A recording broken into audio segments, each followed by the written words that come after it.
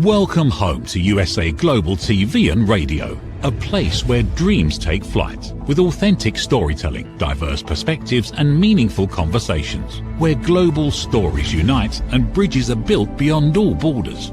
Discover world-class education, entertainment, hope and inspiration. Together, we're building bridges worldwide. Subscribe to our channel, USA Global TV. Download our app, USA Global TV. Be our guest or join our team. Visit usaglobaltv.com. Thanks to our founder and executive producer, Dr. Jacalyn Kerbeck. Music score by Yeffy Tang from Cloud Road Music. Voiceover artist Mike Porter. Creative direction by Paul Garcia. USA Global TV and Radio. Your home for global connection. All rights reserved. This video and its contents are the exclusive property of USA Global TV and Radio. Unauthorized use, duplication or redistribution in any form is strictly prohibited.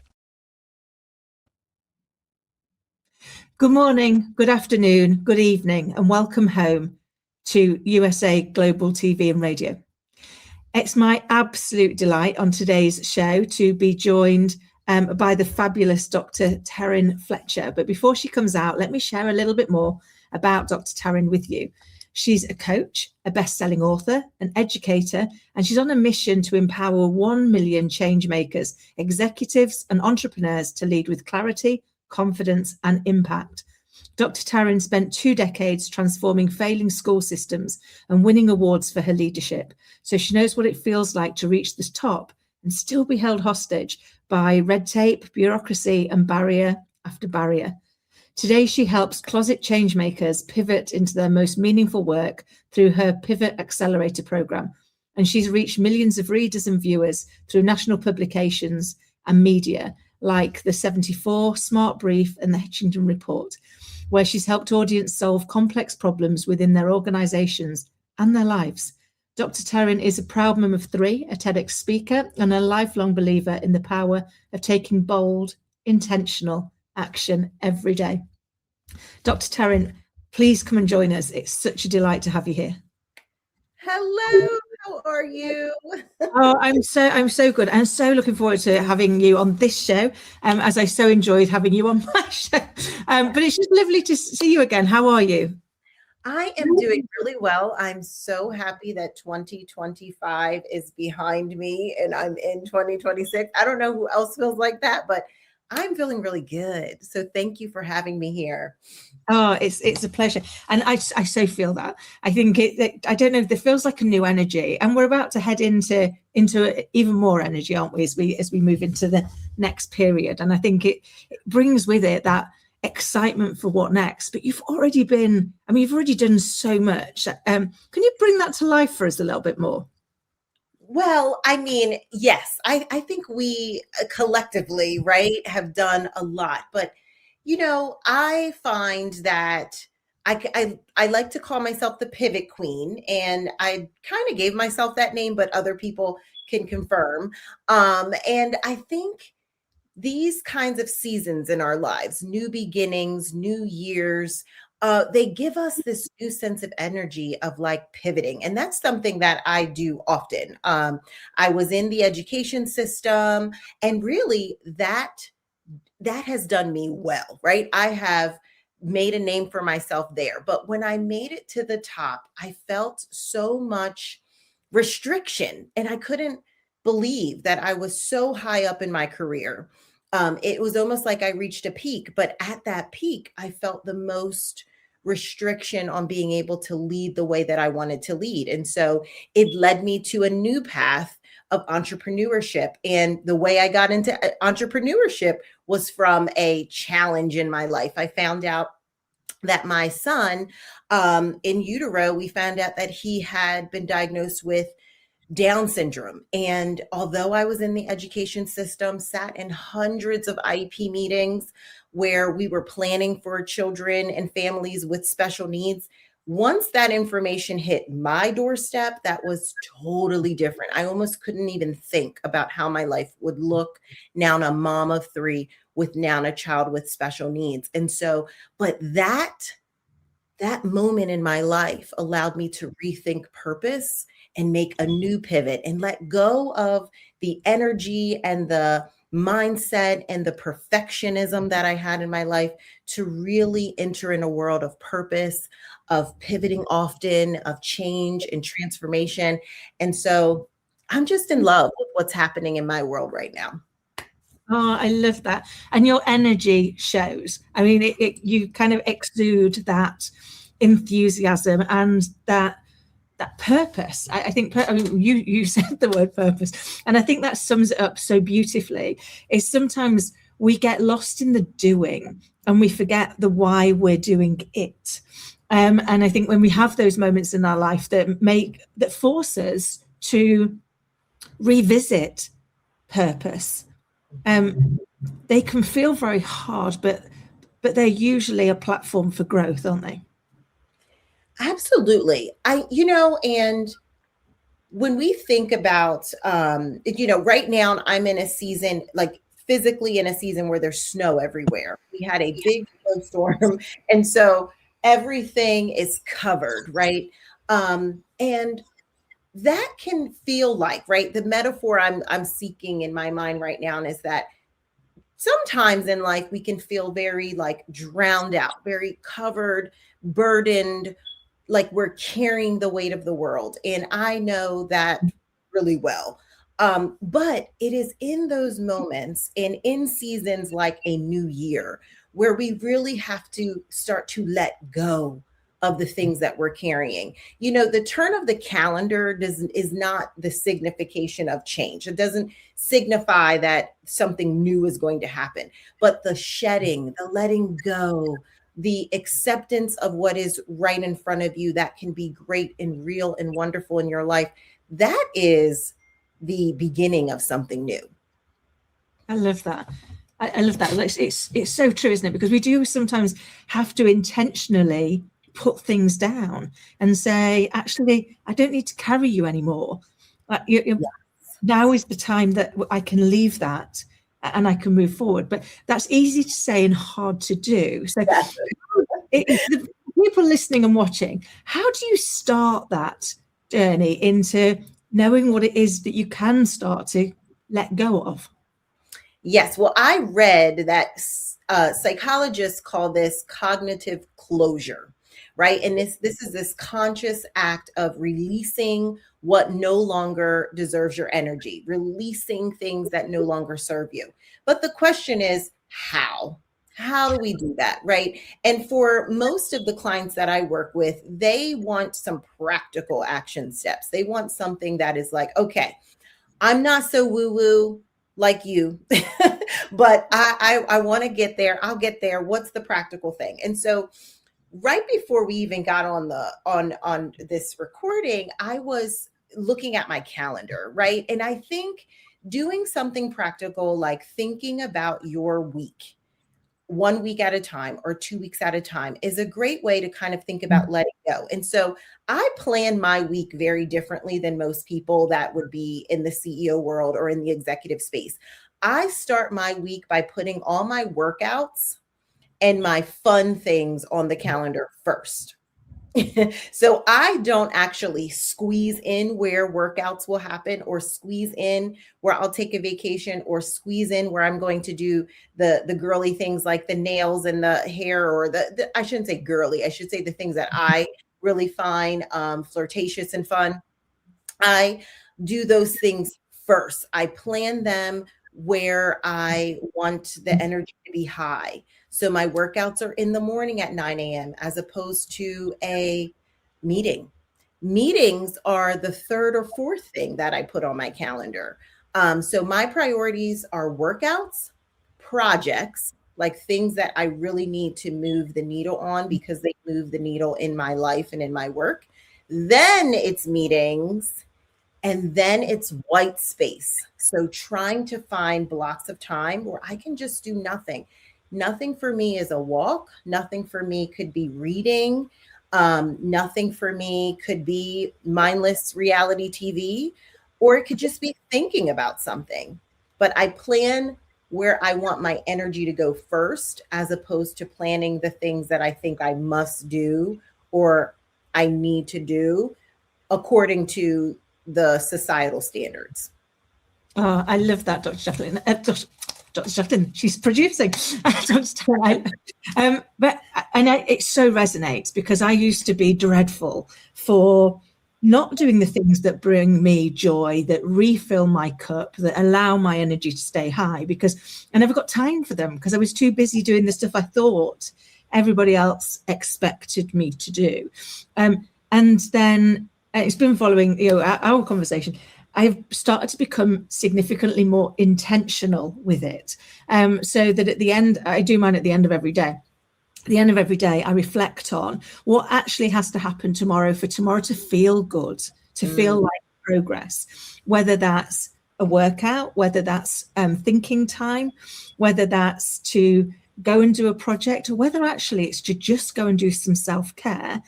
I kind of make sure that I've got those. And then the start of my day is meetings don't come in until late morning. Unless there's an absolute emergency, they don't come in until late morning, because then I can make sure I've done the things that were important to ensure that I could go, today was a good day. Today was successful. And it changes your energy, doesn't it? It does. And oftentimes people will say to me, oh, well, you get to do that because you work for yourself. And you know what? I used to believe that. I absolutely used to believe that you had to leave the bureaucracy, the red tape, and those restrictive environments in order to live and lead the way you want to. However, I've pivoted on that idea. I don't believe you need to leave, but I do believe you need to let go. And there's a difference. I love that. And it's so true. And I know from my own experience, like many years ago when I was working in corporate life, I thought I had to be present and on all of the time. And then when I became a mum, I still had the big job, but I now needed to balance it with being a good mum. And it came with a lot of personal pressure that you put yourself under. And I remember going to get this one job as a contractor and saying that I will do everything that needs to be done, but I need to do it with some flexibility. So I need to be able to do it around Scarlett's hours, which means I'll be in the office for these hours and I'll do the rest of the work when she's gone to bed. And it was a real moment for me of going, it can be done. I just have to look at it differently. And I have to trust that I'll be able to do it. And because it was a contracting role, I remember saying to them, like, if after a week you are uncomfortable with my output, with my impact, with how I'm delivering in the role, then we can call it quits. We can call it quits, because I have that much confidence in my ability that I know I can make it work for you, and I'm willing to step away if it doesn't. And it was thank you. It was a real moment, to your point of that pivot of going, hold on, the only person who's really holding me back in thinking is me. Because if I trust that I can do this, I can lead a team, because actually they'll be busy in meetings while I'm needing to come back, and they can talk to me on their way home. It fits for people. And what you did is you, to your point, you pivoted and created a new environment within which to view the world. Would that be fair? Yes. And that's exactly, I think, the space we all need to be in, because you can find an overworked and overfunctioning CEO, right? So it doesn't necessarily matter your level of autonomy. And that's what I really thought. I thought that if I had full autonomy, I would be able to create everything to fit my needs the way I want. But the perspective is, if you change your environment, but you don't change your mindset, you don't do the internal work to really think about, why is it that I value over functioning? I was working with a client yesterday, and she was talking about how she was really frustrated with her team members because they were finding time to do their workouts, but she wasn't. And she really found it to be something that they were doing to her. And so what we had to do was reframe that. And we had to say, I'm not working out because I value over functioning. And she was really uncomfortable saying that. And she was like, oh, I don't really. But that's the reality. If you wanted to prioritize your workouts. There's a way to do that, but you have to acknowledge that something in you says, I'm a better person. I am more valuable because I am working to the bone. That is what we have to really course correct on and make the pivot on. I love that, and it so resonates, because I think sometimes we do. One of the phrases I use a lot with myself is, I used to say, I can't do this because, or I haven't got time to do this because, and now I make say, oh my goodness, sorry. So now I make myself look at myself in the mirror and say, restate that statement with, it's not important to me, because that's my reality. We are, my lovely. So that's kind of like my reality is, instead of it, I can't do it, it's not important enough to me, or something else is more important to me, and it brings me back to that presence that goes, I'm not doing the workout because because I'm too busy. Well, no, I'm not doing the workout because I'm choosing not to make it important to me. I'm choosing to make what's important to me instead. And it is an uncomfortable truth to sit with, isn't it, when you have to hold yourself to that level of account? It is. It's really, really uncomfortable. And, I don't think the work of the coach is to kind of validate every feeling and make someone feel good about the space that they're in. I think part of having a coach is having someone to pressure test the like perspectives and ideas that you have, help you to think about the internal rewiring that needs to be done. And that's where you find the most control, right? Being upset about your coworker or your external factors really puts you in a position where you're not in any control of how the outcome will be, right? You are in control of what you do, not the consequences that come from what you do. So being able to think internally about that is so important. And that's something you really can't do alone a lot of times. It's not easy to put the mirror up and look at all the parts of yourself that you don't love. But when you have a critical friend or a coach or someone that can hold that mirror up and say, this is what I'm seeing. Is this what you see? And do you like what you see?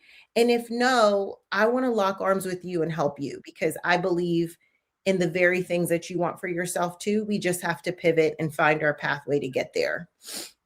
I love that, because it is, as actually with the people I work with, it's more about being in a thinking partnership.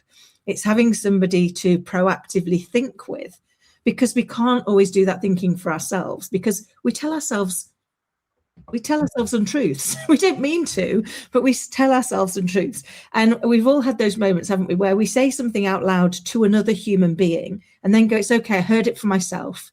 I heard it for myself, and I can see for myself what needs to change here, even though we've probably been saying that internally to ourselves for a few days or for so long. So being able to kind of have somebody, and I think it's also making it important.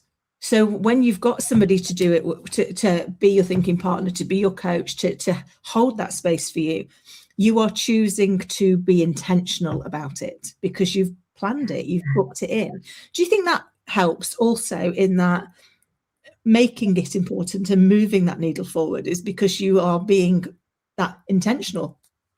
Yes. And I think the hard thing about making something important is the claiming of that thing that you hold to importance. And because it varies so much from person to person, sometimes we don't like to claim things that we want for ourselves because of the fear of judgment of others, right? Well, I don't value actually working to the bone. I value being home with my family. And, sometimes you feel like you might be judged for not being that efficient and productive person because you value sitting on the couch and maybe enjoying a movie or two with your family members. And so sometimes we have a hard time claiming those things, or if we're opposite, we really value working and productivity and we don't really enjoy the downtime.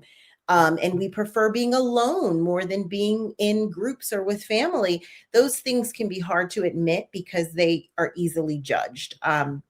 I didn't love to admit that I wanted to be an entrepreneur and then I wanted to coach.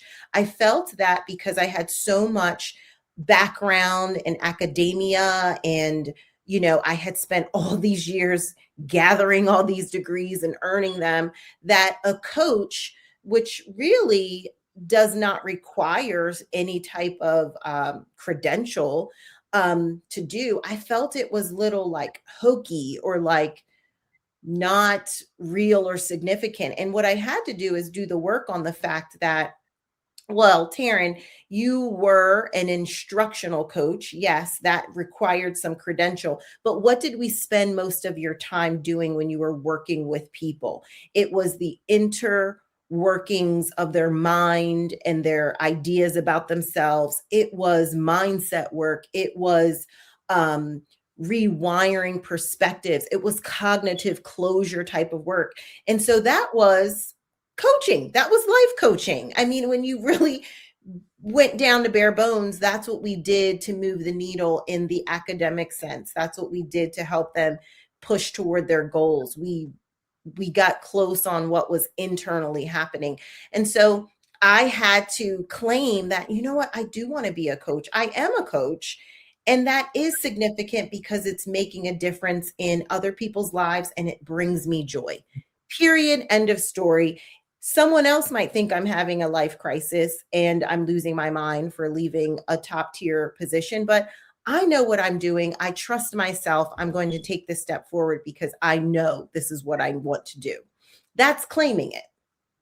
I love that. And it's so powerful when we can claim it, isn't it? Because we spend all of our time. Yeah, I remember going and doing a speech of an area of underprivileged teenagers and asking them, what do you want to do? Like, where'd you go? Where'd you go next?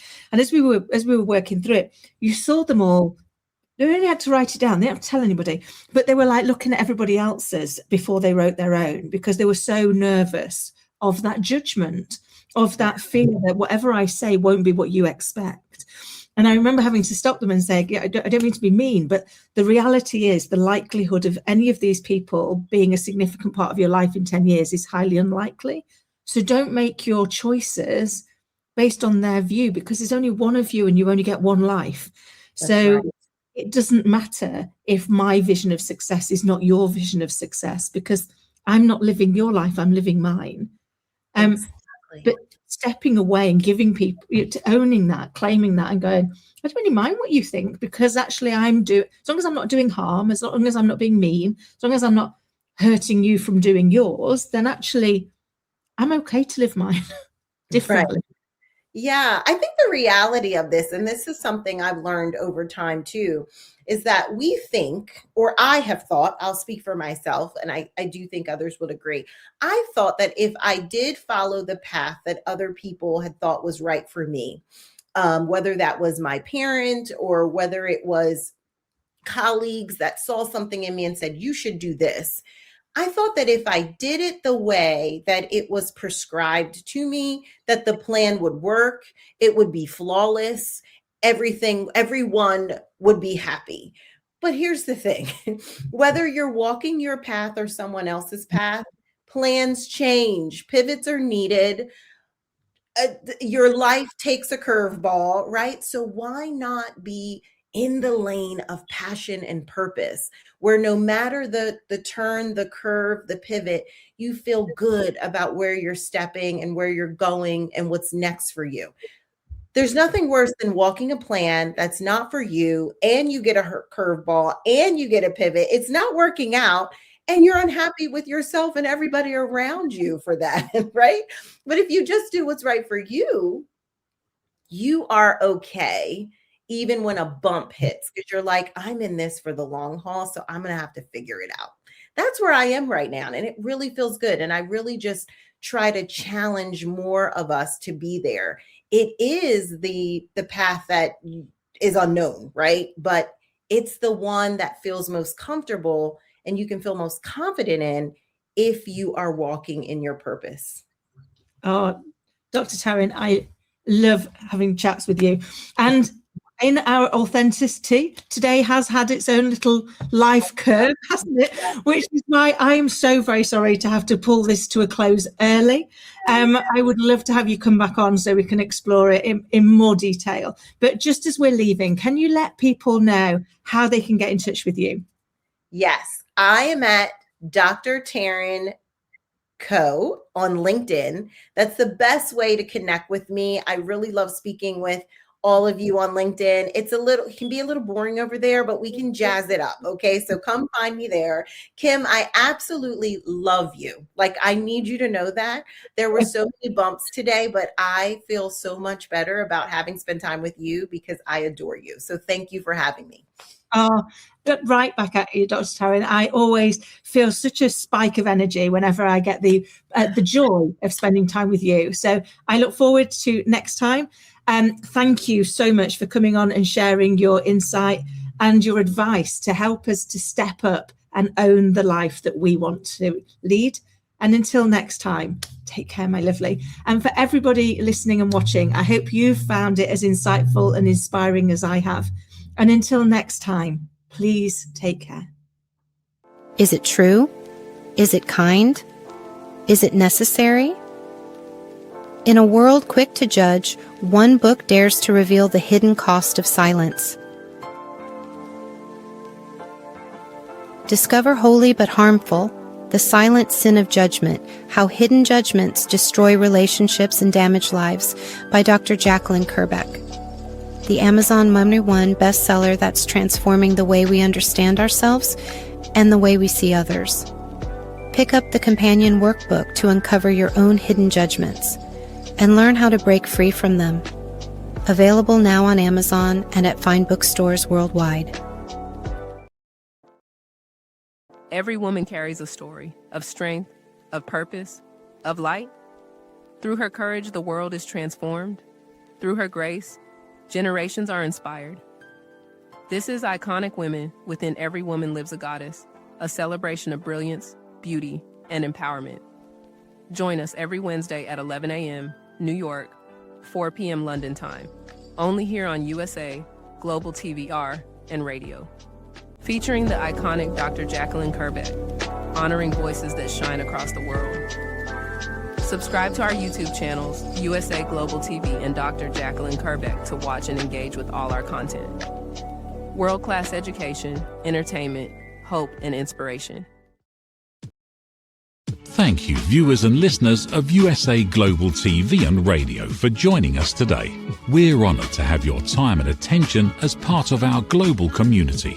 At USA Global TV and Radio, we believe in the power of authentic conversations, meaningful connections, and creating a world of possibilities together. Want to be part of something bigger?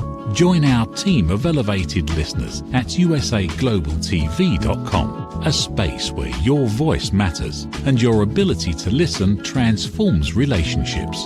Stay connected with us across all our platforms for thought-provoking discussions, expert insights, and empowering stories. Subscribe to our channels at youtube.com/c/USA Global TV. Follow us on social media and explore the endless opportunities we're creating for growth, learning, and inspiration. Together, we're not just broadcasting, we're building bridges and changing lives one conversation at a time. For inquiries, contact us at info@usaglobaltv.com. Produced by Executive Producer and Director Dr. Jacalyn Kerbeck. Voiceover by Mike Porter. Creative direction by Paul Garcia. All rights reserved. Visit usaglobaltv.com to view our full terms and conditions.